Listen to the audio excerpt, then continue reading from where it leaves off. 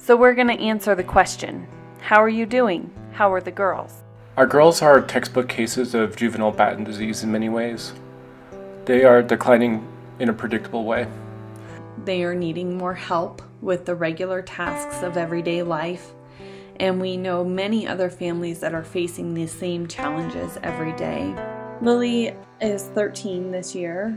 She is stable. She's doing really well. Not a whole lot has changed for her, which is really great.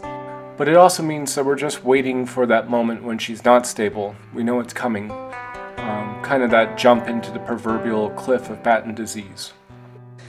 The major challenges that we've seen for her have been with the fear of falling, which is common for Batten kids. She had several bad falls over the summer, one that gave her a concussion. She's had this fear about going down the stairs or over thresholds on uneven surfaces. This really led to the point where she lost one of the joys of her life and she gave up horseback riding. That was really hard to see.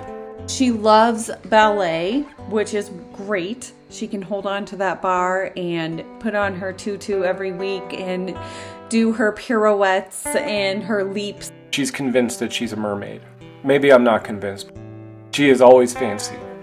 She's always fabulous. And she's very well accessorized. She really wants to go to France someday because she's convinced that it is the fanciest place on earth. Thank you, Fancy Nancy. She is still the best baby doll mommy ever, playing in her room with all her babies, dressing, feeding, and soothing them is probably where she is the most happy and calm.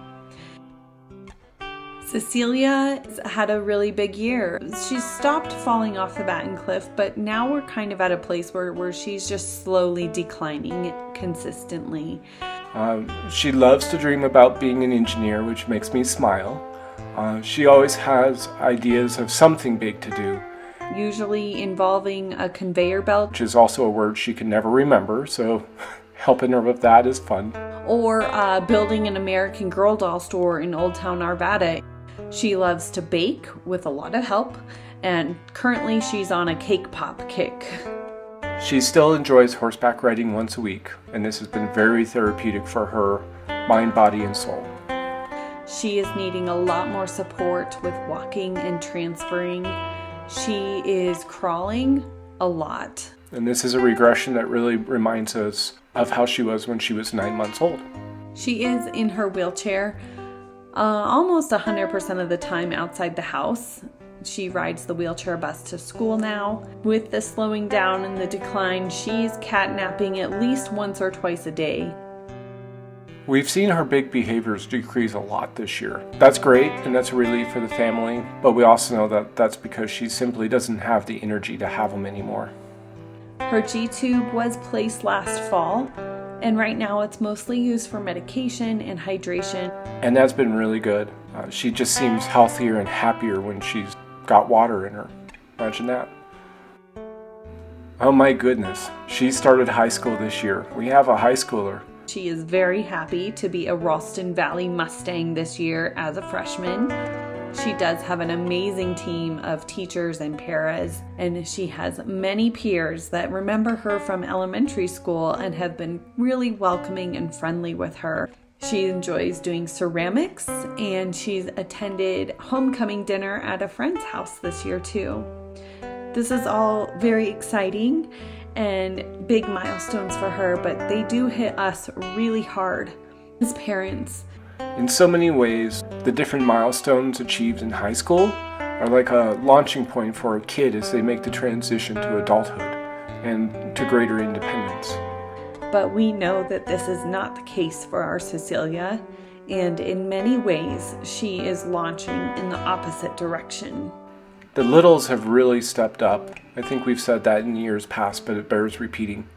Nora, Ruth, and Zelly are really amazing girls. They're very helpful and loving. They advocate and they are not ashamed of their sisters Cecilia and Lilly and their differences. We are very proud of them and how they have stepped up as caregivers and helpers at such young ages too. We got the lift in the van this year, which has been a huge help for us. Where most 15-year-olds might get their learner's permit, yeah, we got the lift for the wheelchair van. One Sunday, as we were all loading into the van, which is about a 10-minute process now to get Cecilia and Lilly into their wheelchairs, move the van, load them in, strap them down, it's a big deal. And the little girls are super helpful. They just get in there and scurry around and hook them in, and they really like to help with the process. I just looked at Beth and I was like, geez, I never got to do this as a kid. Which is funny, but it just kind of shows you like how much they're just embracing our family.